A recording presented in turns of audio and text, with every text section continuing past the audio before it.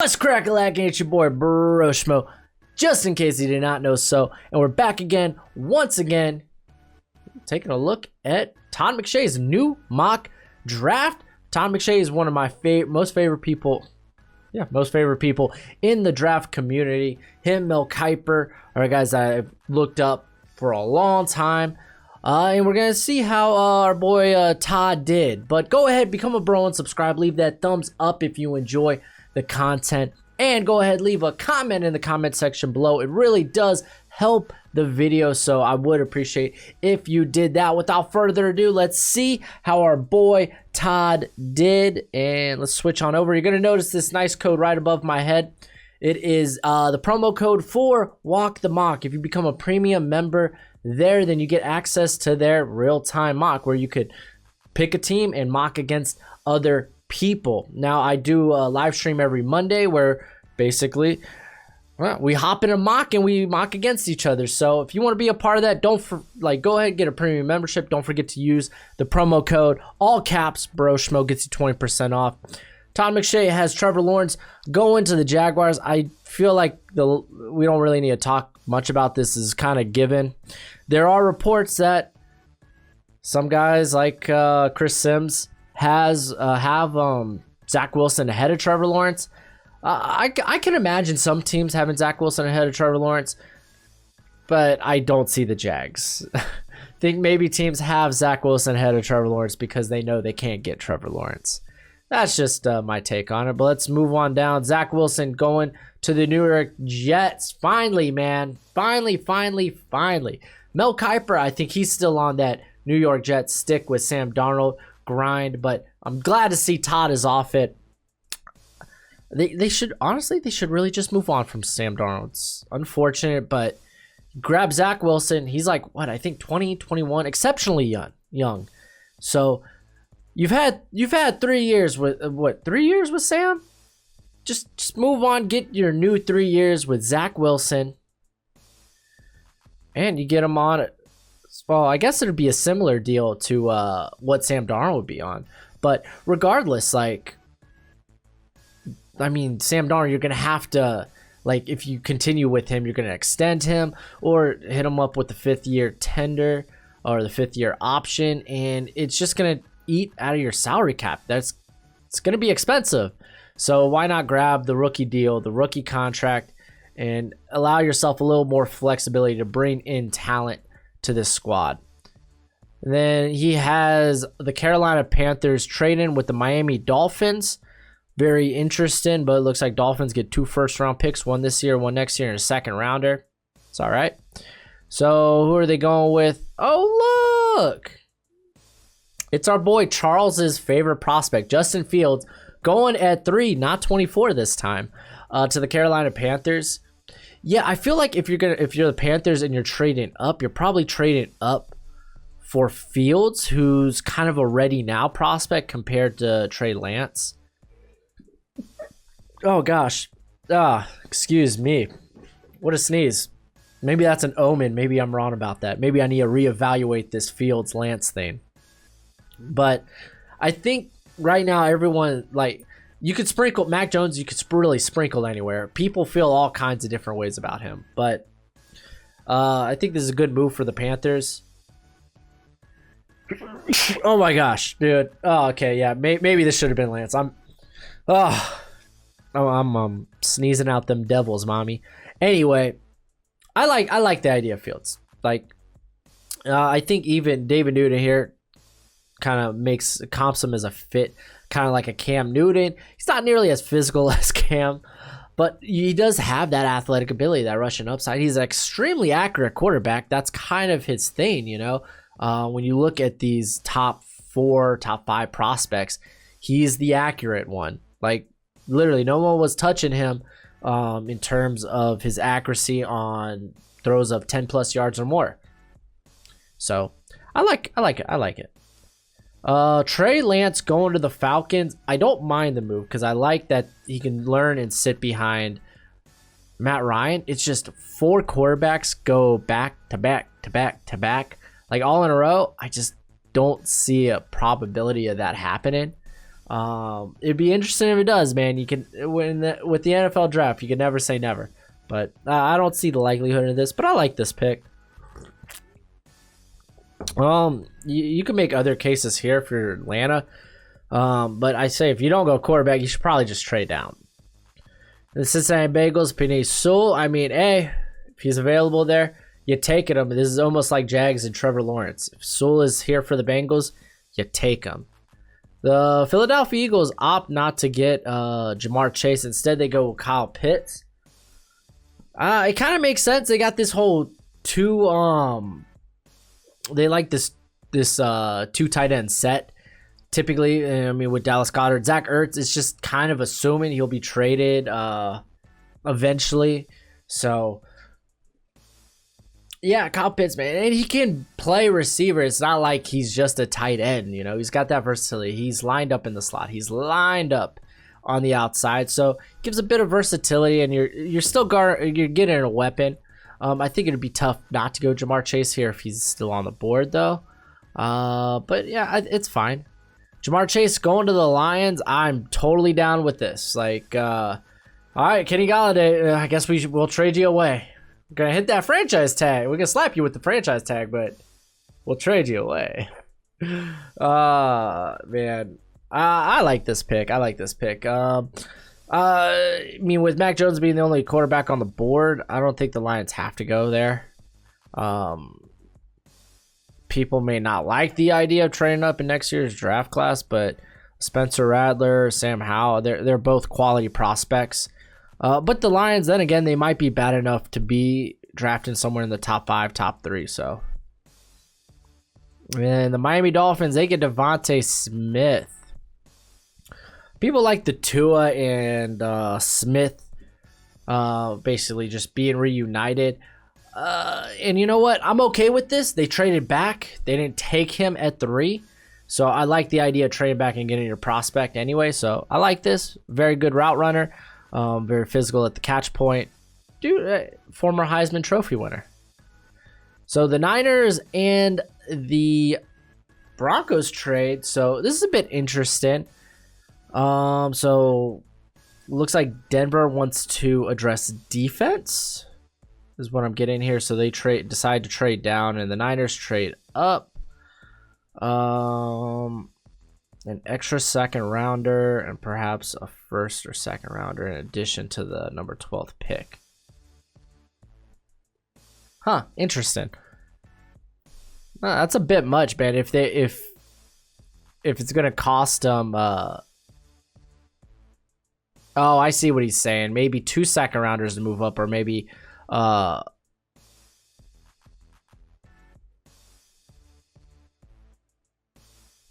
wait, hold up. But they're swapping picks here, right? Like the Broncos moved down. Yeah. Oh, dude. Okay. So if the Broncos get the 12th pick and they get a second rounder, but like if that's a lot for a trade, like if you're gonna throw in another second rounder or your first in the next year, that's a lot to trade up. I don't care if it's for a quarterback, but let's I don't know about that. Let's talk about the pick. Mac Jones. I mean, I think Jimmy G, they move on from Jimmy G. I know that Shanahan said, nah, dude, he's our guy, but why would you say anything otherwise? You know? Like, it just makes no sense. You're not exactly in a spot where you can get a quarterback, but if you could make a move, or maybe if one falls to you, then yeah, I think quickly Jimmy G's like, okay, we're going to save all that money. Plus, I mean, he's got a heavy cap. He's got a heavy cap, man. Literally, they can be a bit more active in free agent, or at least keeping their free agents if they decide to move on from him. So I think just moving on from Jimmy G just makes sense, man. It just does. All right. But I mean, Mac Jones, 5 in the top. I don't know if we're going to see 5 quarterbacks in the top 10, top 9 in this, but interesting. It's interesting. Yeah.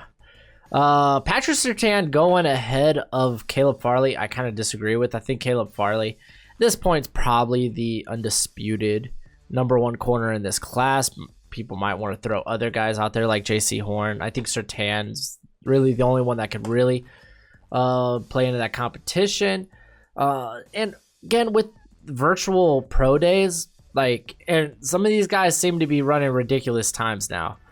So I don't know how much we can really rely on these 40 times. And unfortunately for Surtain, that was something we wanted answered, what his 40 time would be. So we'll see, but he's a good fit. But Caleb Farley's just as I think is a better fit. He's played press. He comes from a zone heavy scheme. He's got ideal just ideal press traits for a corner. Like that stuff gets you taken to the top 10. So I think we just disagree with maybe fit or maybe just who's top on our board. Jalen Waddle to the New York Giants. Danny Dimes need playmakers. Danny Dimes get playmakers. I like it. And then the Broncos get Caleb Farley. No lie, man. I don't mind this at all. I like this. I mean, hey, if it falls this way, then cool. I think Micah Parsons might be a bit of a consideration here, just because with the Von Miller situation, they say, yeah, Justin Simmons is returning. Calm down. They're trying to negotiate a deal. And he talks about Trevon Merrick here, but that is, I think that's a bit high for Merrick. I like him, but I don't know if I like him that much. But Caleb Farley is a great pick here. Rashawn Slater, the Chargers. This one's kind of been a popular mock just since it's projected that he could fill multiple positions. And for a team like the Chargers, they could use all the help on the offensive line they can get. The Minnesota Vikings, Kwity Paye. I like the upside. This is a guy with a lot of upside. I like him as a hand in the dirt, 3-point stance, 4-3 pass rusher. So I like that. They could add they could definitely add this, because I really think DJ Wonham is more of a rotation guy, and even Cronin here says to add them to this be kind of a rotation here, because Odinimbo is probably a free agent at this point. I don't think he returns, and I mean, then you get a really crowded edge room there. But I mean, there's nothing wrong with having talent in a very valuable position. And pass rush is a valuable position. But that defensive line will be a lot better with Danielle Hunter and Michael Pierce being back. And Micah Parsons going to the Patriots. I mean, no quarterback. Why not? At this point, Micah Parsons, he's fallen. I like it. Hey, when you see prospects falling, jump on it. Jump on it. I'm all about value. And Micah Parsons at 15 is great value. J.C. Horn to the Cardinals. A lot of people really, really like this mock. I've said it before in the past. This feels kind of like a lazy mock. Just because if there's not a guy you really like at this pick, J.C. Horn's like, he's a great scheme fit, man. Let's go with it. So I just kind of feel like, I've said this in the past, so.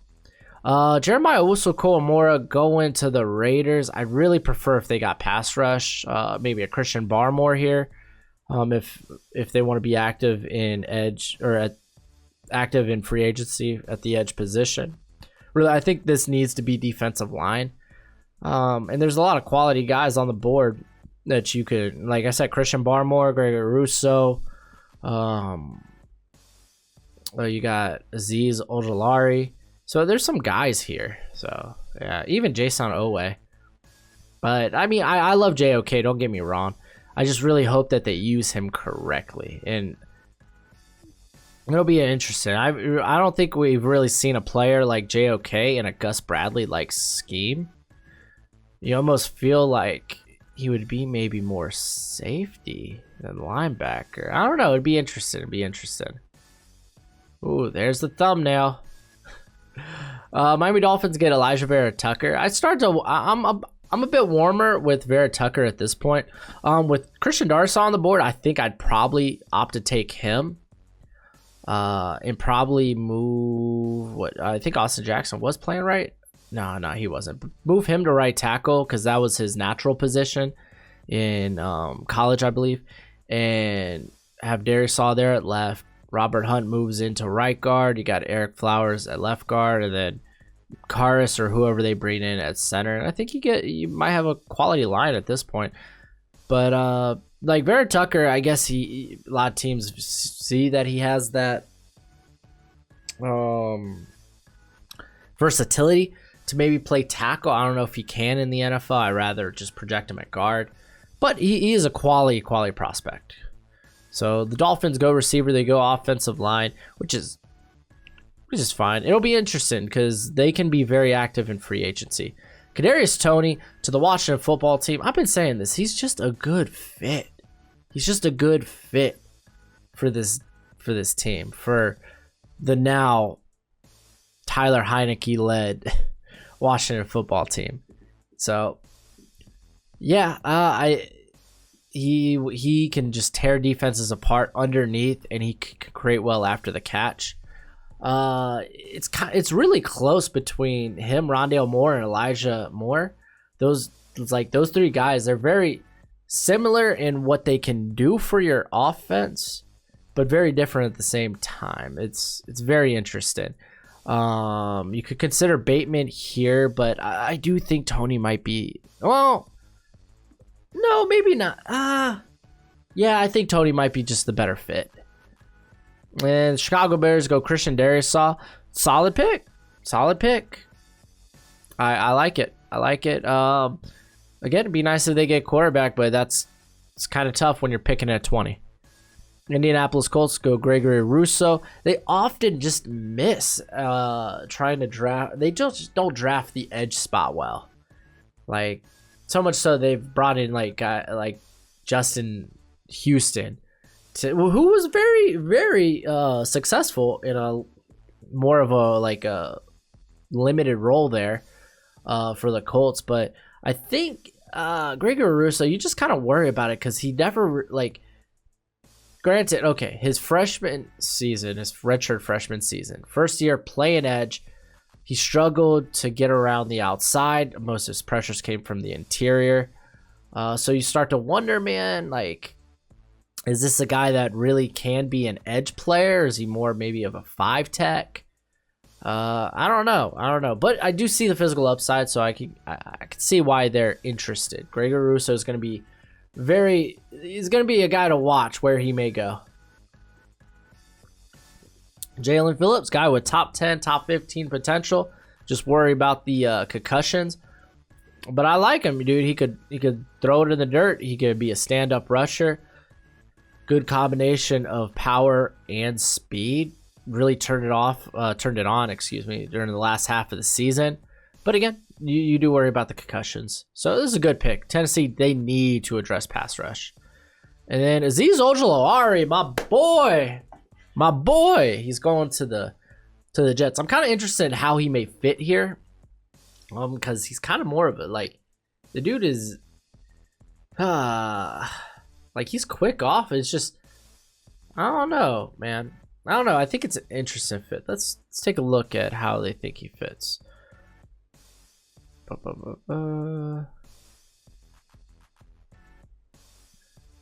All right, so they question if he's a scheme fit too. Great. I mean, I think he can play. He can play on the line, hand in the dirt, but you do have to be concerned about, well, size. Size is the thing, but he is young, redshirt sophomore. Najee Harris going to the Steelers. You gotta think they got more pressing needs than this. Man, I think I think we're likely to see at least one running back in the first round this year. Though I may disagree with it. It really depends on the team that's taking it. I mean, with the Steelers, their offensive line could use a little bit of help, I think. And I think they could definitely do it with this pick. Definitely go in that direction. Unless they decide to bring a few guys. Mainly, I guess, the tackle position. Because I know I've heard them moving Banner to the left tackle. And they're going to keep the had to start for him last season at right, but I don't know. That leaves a bit to be desired for me, so yeah. I mean, Najee Harris is great. Don't get me wrong. It's just, yeah. Trevor Merrick to the Jags. This is also a very popular mock, so yeah, I'm really cool with that. Cleveland Browns, they go Xavier Collins. This one's fine as well. Mel Kiper mocked the same thing, and I kind of see it if you kind of see him as not just a linebacker, but maybe as a pass rusher. The dude's 260. He's got a good skill set, so he can do a lot of different things. But if you mainly see him as maybe a pass rusher, because if you're looking for solely just a linebacker, I really think Nick Bolton may be the pick here in terms of a traditional linebacker. So let's see. Terrace Marshall going to the Ravens. I kind of disagree, man. I think you got a guy like Tevin Jenkins still on the board. I think is an extremely great fit here at right tackle, because Orlando Brown wants to play left. He's a likely trade candidate. So if he does get moved, your bread and butter right now is the running game. It's not the receivers that are losing you games. I'm just going to say that. But, yeah. I don't know. I mean, I get it. Terrace Marshall, it's kind of like a diamond in the rough, with size and the speed. But if you're not going to utilize him, then what's it matter, I don't know. It'll be interesting. It'll be interesting to see what the Ravens do and how their offense looks next year. Because if they are gonna stick to like a run heavy game plan, then I think they do need to address the Orlando Brown situation.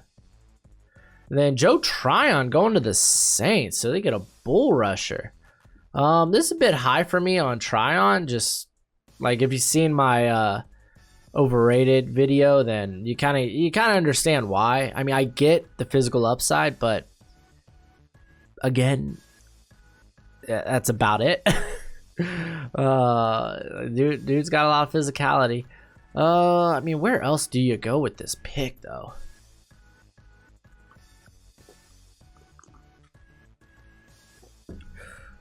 I mean, you could go Rondale Moore.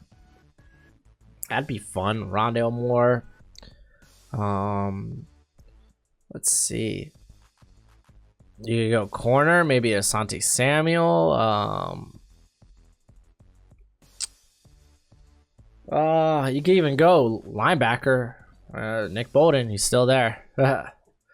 Levi Uzariki to the Packers. Oh, they like his upside, I guess.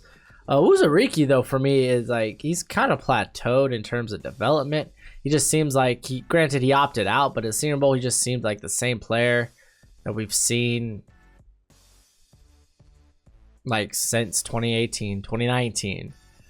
So, but I get it. Great athletic upside, and granted, he was playing out of position. He was playing the 0 tech. He ain't going to do that. He's going to be more of a 3-5 tech guy, which if Packers are getting him, maybe see him as such. A bit interesting.